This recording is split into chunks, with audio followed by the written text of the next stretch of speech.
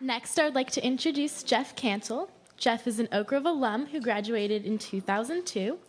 Some of you may remember him as one of the stars with his brother Chris in the Titanic live play. He is now pursuing a doctorate in neuroscience at UCLA, and he recently married Alexandra Kravitz, who graduated Oak Grove in 2004. Welcome back, Jeff.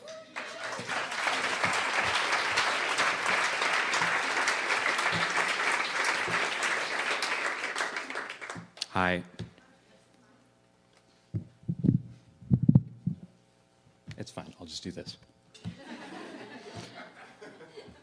First, I wanted to say thank you for inviting me to speak here today. It's been great to be back, even though I haven't had a whole lot of time to be here. Even this morning, it's been emotional. I see everything is, everything's changed, but everything is still exactly the same.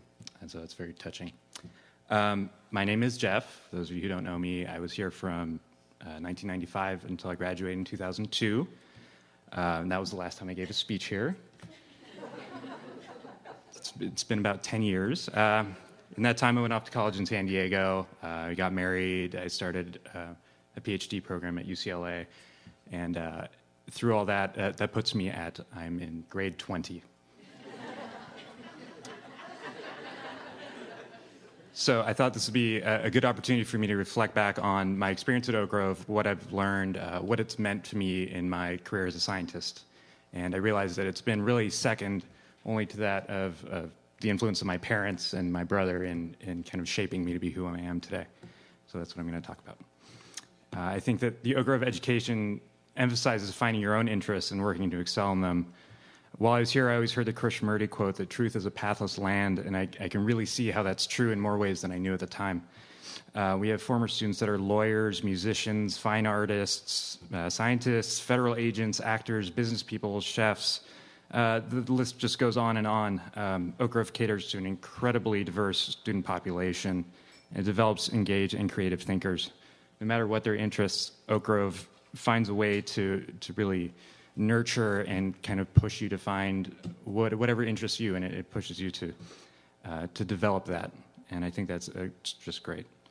I think that one of the reasons I was asked to speak is that I'm one of a handful of scientists that have come out of Oak Grove in the past several years, and I'm the only one that lives close by. So I want to talk about the hands-on, inquiry-based approach to learning that Oak Grove teaches, not just in science, but in all classes. And I think that this approach to learning has had a great impact on my way of thinking and learning, and it played a large role in me becoming a scientist. I imagine it's pretty hard on teachers when you have students that challenge everything you say constantly, and you can't get away with saying, well, that's because I said so. So I imagine it's really difficult. This approach has led me to some of the most interesting class experiences I've ever had. I can remember, countless lessons from even my freshman year here at high school. We had Aaron Riley and Darcy Gray, my math teachers at the time, who would teach us how to calculate the period of a pendulum. And then we would take, at the end of the week, we'd do some calculations. We'd get a big piece of rope, and we'd go out into the atrium, and we'd swing Darcy from one side of it to the other. And we'd calculate the time it took, and we'd see how accurate our measurements were, and it was hilarious. These things stick with you. But it wasn't just math and science. It was every class.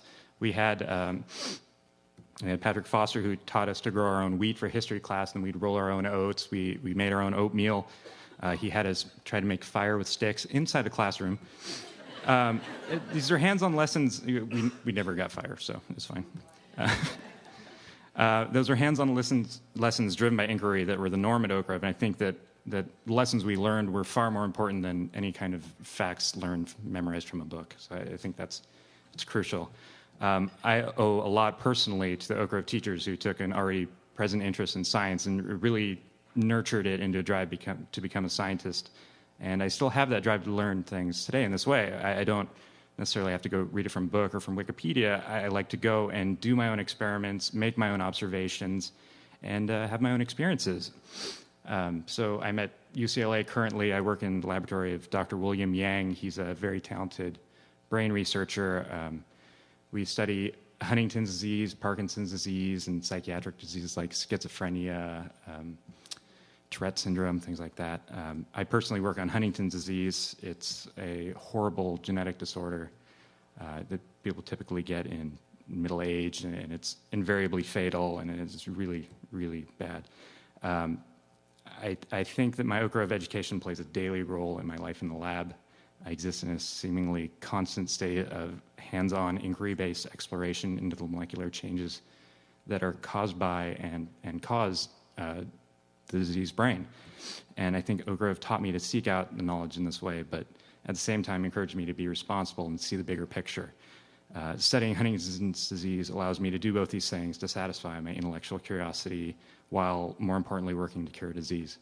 And the good news is that there's been a lot of progress made on the disease, and hopefully we'll soon find a cure. So before I'm getting the sign, but I just want to finish by talking about making a personal observation real quick. The students that come out of Oak Grove, not just those who graduate, the ones who spend any time here, are some of the most creative, interesting, insightful, and good people that I've ever met. That's what made me marry one. My brother's one. All my best friends are from Oak Grove. Oak Grove students are comfortable to stand up for what they think is right, express their opinions, back them up with conviction, and they still have the wisdom to know when and when not to do it. It's a special education that you get from Oak Grove, and I think that shows here. Thank you.